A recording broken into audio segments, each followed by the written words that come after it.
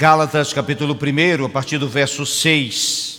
Admira-me que estejais passando tão depressa daquele que vos chamou da graça de Cristo para outro evangelho, o qual não é outro senão que há alguns que vos perturbam e querem perverter o evangelho de Cristo. Mas ainda que nós, ou mesmo um anjo vindo do céu, vos pregue evangelho que vá além do que vos temos pregado, seja anátema. Assim como já dissemos, e agora repito, se alguém vos prega evangelho que vá além daquele que recebestes, seja anátema.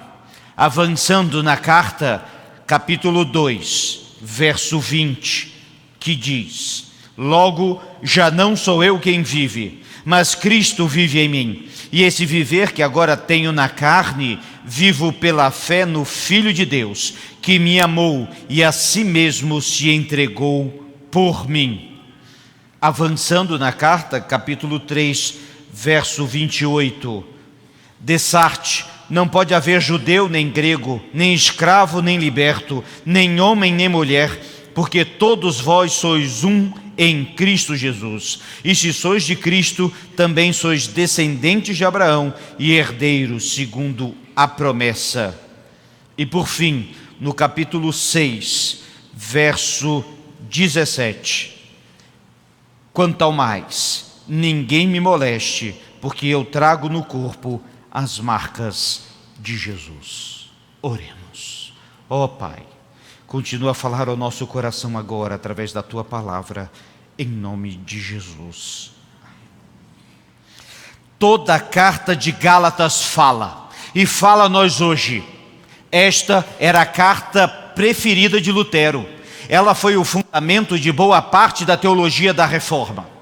Essa carta também tem muitas características diferentes, escrita à igreja que ficava na Galácia, uma região hoje que é no centro da Turquia, que foram habitados pelos gauleses, daí o nome Gálatas. Essa região, meus irmãos, que foi o evangelho, cresceu ali, mas de alguma forma, alguma coisa deu errado, e veremos mais adiante. E eles começaram e estavam indo bem, mas foram para um outro caminho, e que foi preciso adverti-los. Essa carta é tão séria, tão profunda, que ela é a única carta de Paulo que não tem um pedido de oração. Que interessante, todas as outras ele faz um pedido ou outro de oração, nesta não, porque esta igreja não estava em condições ainda de interceder. Eles precisavam aprender, e aprenderam, meus irmãos, e por isso precisamos refletir hoje sobre resistência a mudanças, que é muito do que essa carta fala. Primeiro, ela fala de uma situação que para nós não é tão comum. Era uma luta que havia entre os cristãos judaizantes e aqueles que não eram. O que isso significa?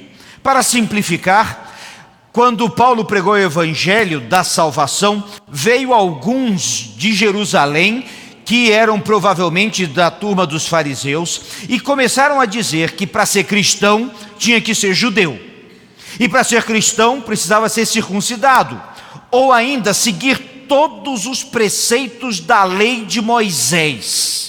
Todos eles. Isso significava, e veja bem, não apenas os preceitos da lei de Moisés, mas todos os outros da tradição farisaica.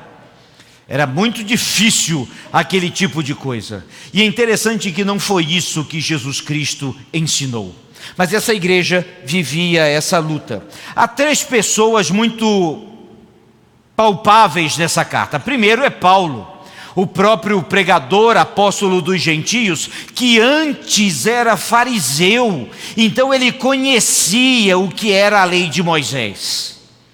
Paulo, então, que se tornou o apóstolo dos gentios, ele começou a andar por todo o canto e pregar o evangelho e plantar igrejas. Provavelmente nesse período ele estaria na sua segunda viagem missionária, como alguns avaliam.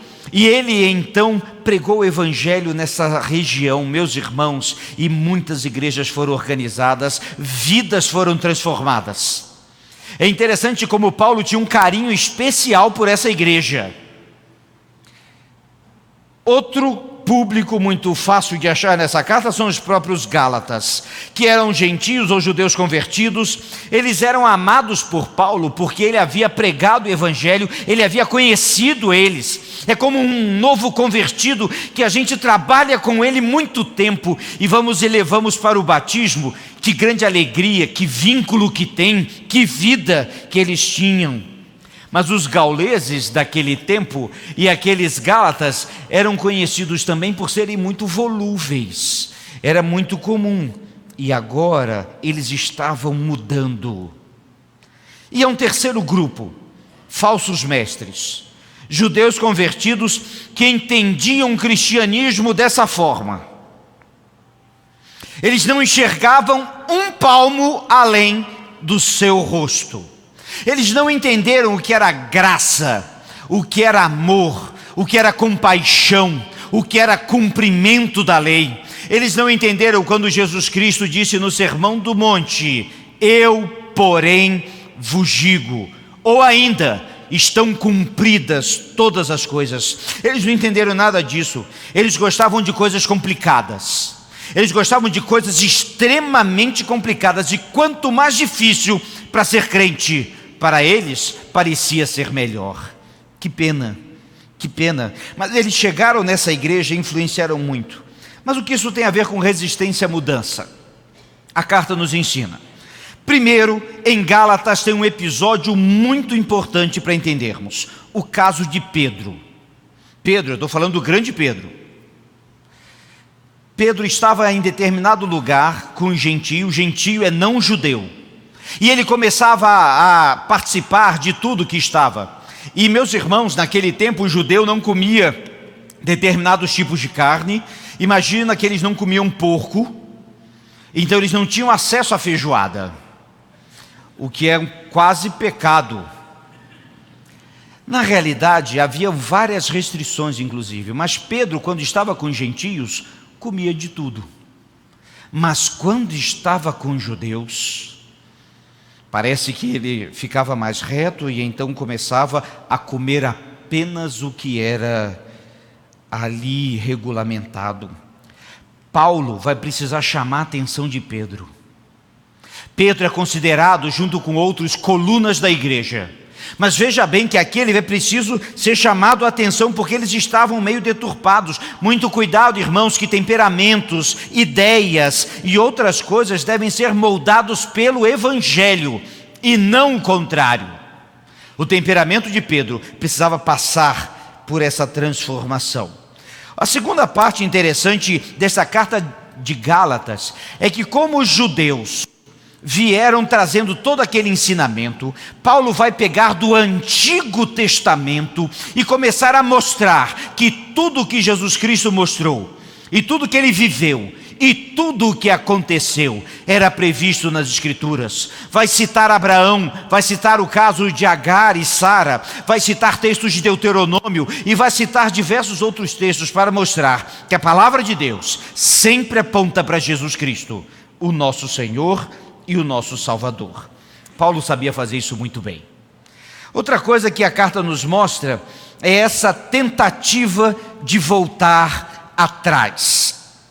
Ela foi escrita exatamente porque aquele povo que estava indo tão bem e entendido tudo, de repente parece que deram uma ré na vida e começaram a andar para trás e começaram a querer colocar coisas que Cristo nunca pediu, que os homens inventaram e que começaram a complicar as coisas. Paulo vai agonizar e na realidade ter muita raiva de tudo que acontecia aqui. Admira-me que estás passando tão depressa daquele evangelho que foi pregado. E eles começaram a voltar em preceitos antigos e rituais vazios. É um alerta aos nossos dias. De vez em quando temos ouvido algumas coisas muito estranhas no meio da igreja. Há igrejas que estão voltando a tradições veterotestamentárias, celebrando festa dos tabernáculos, tocando chofar dentro da igreja e tantas outras coisas, meus irmãos, que em Cristo Jesus já foram vencidas. Não guardamos o sábado, Guardamos o domingo e o fazemos porque a igreja se reunia no domingo, dia do Senhor. E daí o nome domingo, Dominus Dei, é o dia do Senhor, quando Jesus Cristo ressuscitou. Por isso, meus irmãos, que estamos na graça, que pregamos o evangelho da verdade com simplicidade e autoridade. Tem igrejas que proíbem café, e isso é muito grave. E se proíbem café, imagina um tanto de outras coisas. Isso era uma tentativa de voltar atrás. Meus irmãos, é preciso entender toda a carta aos Gálatas. Primeiro é preciso entender o essencial: Cristo é o Senhor de tudo. Ele é o autor de toda mudança necessária, meus irmãos. É importante lembrar que essa carta vai apontar para Cristo, e devemos insistir que a nossa igreja, ela é dirigida pelo Senhor Jesus, ela é orientada pelo Senhor Jesus, ela é vivida na presença do Senhor Jesus. E isso precisa ficar muito evidente em nós. Nós não seguimos outro preceito ou outro evangelho, nem que um anjo desça agora, que não seja Jesus Cristo, o nosso único e suficiente Salvador. A segunda lição desse texto ainda é vida pela fé. E está escrito: porque eu, mediante a própria lei, morri para a lei, a fim de viver para Deus. E ele diz: estou crucificado com Cristo. E continua então: logo já não sou eu quem vive, mas Cristo vive em mim.